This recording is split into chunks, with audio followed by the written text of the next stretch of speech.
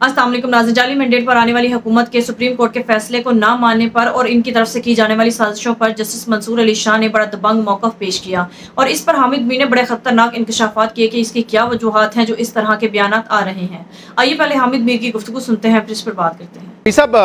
पिछले दिनों जो इमरान खान साहब के बयानात सामने आए हैं उससे फिर ये बहस जन्म ले रही थी कि क्या उन्होंने मशरूत माफी का ऐलान किया है या नहीं किया है, या कोई लचक दिखा रहे हैं वो अपने मौकिफ में। ये तो बहस एक जगह चलती रही, लेकिन इमरान खान ने अभी जो आखिरी बात की सहाफियों से उसमें उन्होंने ये भी कहा है कि 2 महीने इस हुकूमत के पास और उसके बाद आप देखेंगे ये हुकूमत बड़ी कमजोर हो जाएगी। इस तरह की बातें जो है पीटीआई के दीगर रहनुमा भी कर चुके हैं। तो इस एतमाद की कोई वजह है या महज बयानात हैं? क्या कुछ ऐसा आप भी फोर्सी कर रहे हैं कि अगले 3-4 माह में बड़ी कोई डेवलपमेंट होने वाली है जिससे हुकूमत कमजोर हो जाए और इमरान खान या पीटीआई मजबूत हो जाए? देखिए, मैं इमरान खान साहब को जितना जानता हूं और मैं आपको बहुत सी मिसालें दे सकता हूं कि 10 साल पहले, 15 साल पहले, 20 साल पहले कौन से मौके पे उन्होंने किस तरह बड़े पूरे एतमाद तरीके से क्या स्टैंड लिया था। कभी उनकी बात जो है वो सही साबित हो जाती है। तो ये उनकी एक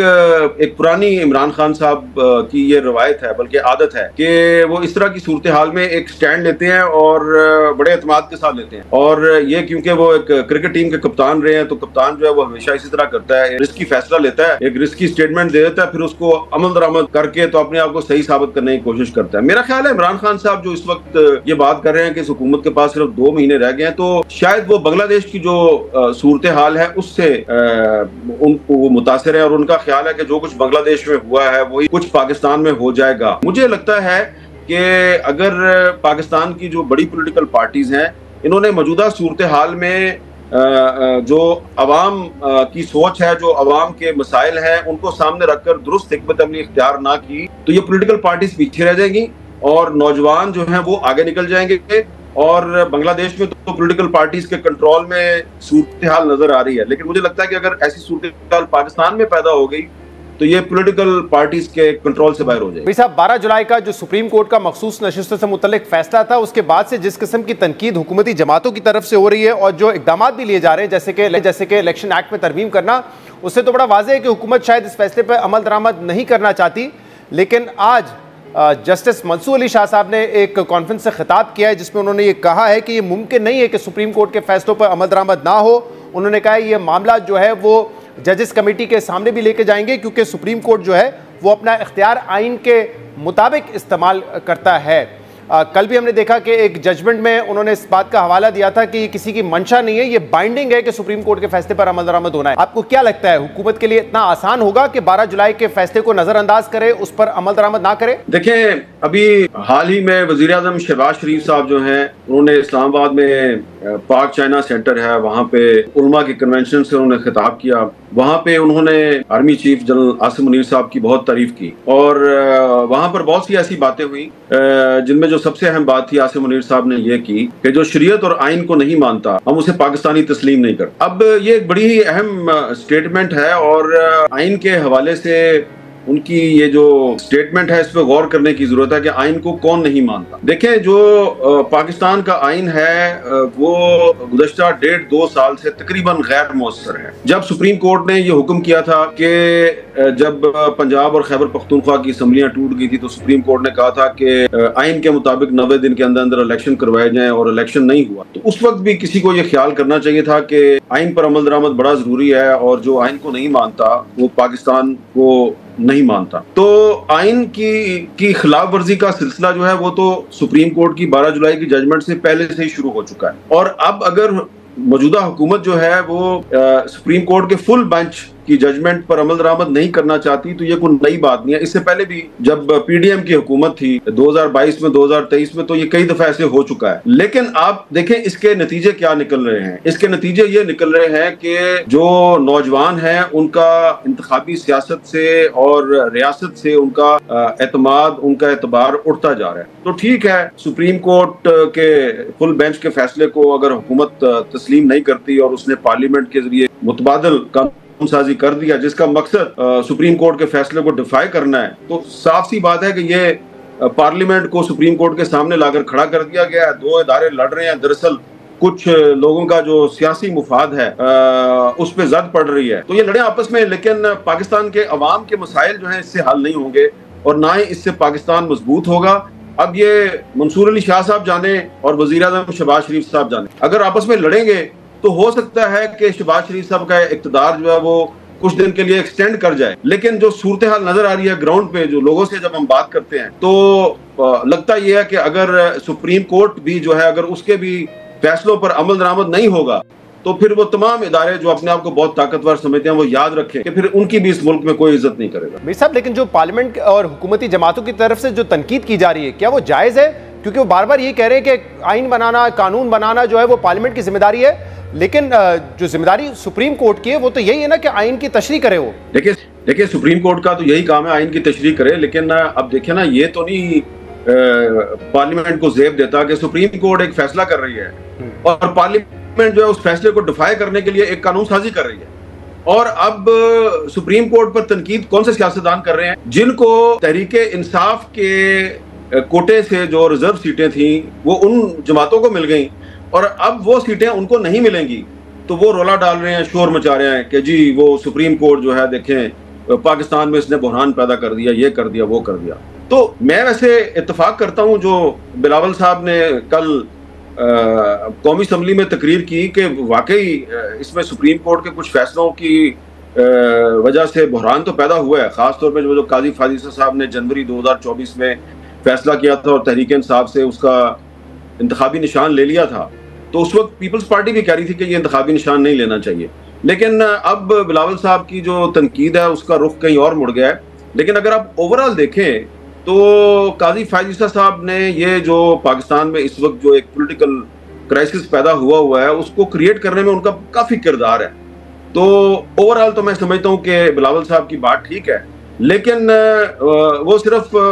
अगर मंसूर अली शाह साहब और अतर मिनल्ला साहब की तरफ उनकी तनकीद का रुख है तो मेरा ख्याल है वो गलत है। अगर उनको तनकीद करनी है तो फिर सब जजों के बारे में बात करें। और मैं ये समझता हूँ कि इस वक्त जो मुस्लिम लीग नून और पीपल्स पार्टी की तरफ से जो सुप्रीम कोर्ट के फुल बेंच के फैसले पे जो तनकीद की जा रही है, ये ठीक है, उनका एक पॉलिटिकल इंटरेस्ट, अपने पॉलिटिकल इंटरेस्ट को प्रोटेक्ट करने के लिए वो तनकीद कर रहे हैं। लेकिन मेरी गुजारिश है बिलावल साहब से भी और शहबाज शरीफ साहब से भी, बल्कि नवाज शरीफ साहब से, क्योंकि नवाज शरीफ साहब है ना मुस्लिम लीग नून के प्रेसिडेंट, कि वो किसी वक्त ये इस्लामाबाद का अपरा चौक है या रावलपिंडी का कमेटी चौक है या लाहौर की अनारकली है, किसी जगह पे जाए ना, जाके तो लोगों से बात करें कि जी आपका क्या ख्याल है, ये बहरान पाकिस्तान में सुप्रीम कोर्ट ने पैदा किया है। लोग उनको कुछ और ही जवाब देंगे। मजा आएगा कि अगर मेरी इस तजवीज़ पर ये अमल दरामद कर लें तो इनको इनके तमाम सवालों का जवाब मिल जाएगा। और वो जो अवामी मसाइल हैं मैं उसका जिक्र करूंगा, क्योंकि हमने देखा है बांग्लादेश में भी जो मसला था वो अवामी मसाइल का था। वहाँ पे भी जो है कोटा सिस्टम के खिलाफ ही तहरीक चली थी, मैं ज़रा उस पर भी आऊँगा। लेकिन मीर साहब, आपने खुद मिसाल दी कि पिछले साल भी जब 2 सूबों में इलेक्शन का मामला था तो नहीं करवाए गए सुप्रीम कोर्ट के ऑर्डर के बावजूद, तो उस वक्त तो आइन को गैर मौसर कर दिया। क्या अब भी इतना आसान होगा कि इस फैसले पर अमल दरामद ना हो? देखिए, इस वक्त सुप्रीम कोर्ट के सिर्फ ये 8 जजेस नहीं है, इनके साथ 2-3 और भी हैं जिनका ख्याल है कि सुप्रीम कोर्ट के फैसले पे अमल दरामद होना चाहिए। इसके बाद आप ये देखें कि इस्लामाबाद हाई कोर्ट के जजेस की भी शिकायत हैं, लाहौर हाई कोर्ट के जजेस की भी शिकायत हैं, लोअर जुडिशरी के जजेस की भी शिकायत हैं, ठीक है ना। तो आप इसको इस तनाजुर में देखें कि ओवरऑल जो हमारी हाई कोर्ट्स और सुप्रीम कोर्ट के जजेस हैं वो इस तरह लगता है कि पानी जो है वो उनकी गर्दन से ऊंचा हो रहा है और इनफ इज इनफ हो चुका है। तो अब अगर उनके फैसलों पे अमल दरामद नहीं होता और पार्लियामेंट वो उनके सामने आके खड़ी हो जाती है, तो ऐसी सूरत में तो फिर ये है कि अगर पार्लियामेंट उनके फैसले पे अमल दरामद नहीं होने देती तो फिर उनको क्या फायदा है? फिर सुप्रीम कोर्ट में बैठ के तो फैसले करने का क्या फायदा अगर फैसलों पे अमल दरामद नहीं होना? तो मेरा ख्याल है ये जुडिशरी के लिए डू और डाई वाली बात है। और हम अच्छी तरह जानते हैं कि जुडिशरी की असल लड़ाई किसके साथ है। जुडिशरी की असल लड़ाई पार्लियामेंट में बैठे हुए शहबाज शरीफ या बिलावल साहब के साथ नहीं है, उनकी लड़ाई किसी और के साथ है। तो ऐसा लगता है कि बिलावल साहब और शहबाज शरीफ साहब जो हैं, जिन लोगों की जुडिशरी के साथ लड़ाई है वो उनके साथ मिल चुके हैं। तो वो अगर उनके साथ मिल चुके हैं तो अब फैसला तारीख ने करना है कि इस 2024 में जब सुप्रीम कोर्ट के फुल बेंच ने एक फैसला दिया तो पाकिस्तान की जो पार्लियामेंट है वो तारीख की कौन सी साइड पे खड़ी थी, राइट साइड पे खड़ी थी या रॉन्ग साइड पे? इस वक्त क्या सबक हासिल करने की जरूरत है मीर साहब, जो बांग्लादेश में सूरत हाल देखी, क्योंकि आज तो वहाँ पे अवामी दबाव पर वहाँ के चीफ जस्टिस को भी रिजाइन करना पड़ा है, क्या सबक हासिल करने की जरूरत है इस वक्त हमें? शहजाद इकबाल साहब, पाकिस्तान में जो बांग्लादेश में जो एक रेवोल्यूशन आया है, तब्दीली आई है, इसको अगेन सही तरीके से समझकर इसका एनालिसिस करने की बजाय यहाँ पर कुछ लोगों ने इसको अपने अपने मुफाद को सामने रख के अपनी अपनी पसंद का जो है ना एक एनालिसिस जो है वो अवाम के सामने पेश किया है। देखें, जो अब बांग्लादेश की अबूरी हुकूमत के सरबराह बने हैं प्रोफेसर मोहम्मद यूनुस साहब, वो सबसे पहले कहां पे गए हैं? वो रंगपुर में जो एक स्टूडेंट था अबू सईद, जिसने अपने सीने पे 4 गोलियां खाई और शहीद हो गया, उसकी कब्र पर फातिहा ख्वानी के लिए गए हैं अबू सईद। वो 16 जुलाई 2024 को शहीद हुआ और 15 जुलाई 2024 को अबू सईद ने अपने फेसबुक पेज पे क्या लिखा कि 1969 में जो यूनाइटेड पाकिस्तान में एक मूवमेंट चली थी, स्टूडेंट्स की मूवमेंट चली थी, तो उसमें राजशाही यूनिवर्सिटी के एक नौजवान टीचर थे शमसुज जोहा साहब, वो शहीद हो गए थे। तो अबू सईद ने अपनी मौत से एक दिन पहले फेसबुक पेज पे लिखा, उसने लिखा, पुकारा उसने शमसुज जोहा को कि शमसुज जोहा आज हमें फिर आपकी जरूरत पड़ी है, क्योंकि 1969 की जो मूवमेंट थी उसमें भी आपने किरदार अदा किया था और अब दोबारा हमें आपकी जरूरत पड़ गई है और हम आप ही जैसा किरदार अदा करना चाहते हैं। और अगले ही दिन वो शमसुज जोहा की तरह गोलियां खा के शहीद हो गया। अब वो जो 1969 की मूवमेंट थी, स्टूडेंट्स की मूवमेंट, वो जनवरी 69 में शुरू हुई थी अयूब खान के खिलाफ, और मार्च 69 में अयूब खान जो है उसको इक़्तिदार छोड़ना पड़ गया था और उसने इक़्तिदार याह्या खान के हवाले कर दिया था और फिर याह्या खान ने वादा किया था कि मैं इलेक्शन करवाऊंगा। तो ये जो बांग्लादेश के स्टूडेंट्स जो मूवमेंट चला रहे थे, ऐसे ही नहीं चला रहे थे, हवा में नहीं चला रहे थे, उनकी भी कुछ इंस्पिरेशंस थी, उनके भी कुछ ऑब्जेक्टिव्स थे, गोल्स थे उनको, और उनके पीछे पॉलिटिकल पार्टीज थी। देखें आप कहां से इंस्पिरेशन, बांग्लादेश की स्टूडेंट्स मूवमेंट इंस्पिरेशन किधर से ले रही थी? शमसुज जोहा से। और अब जो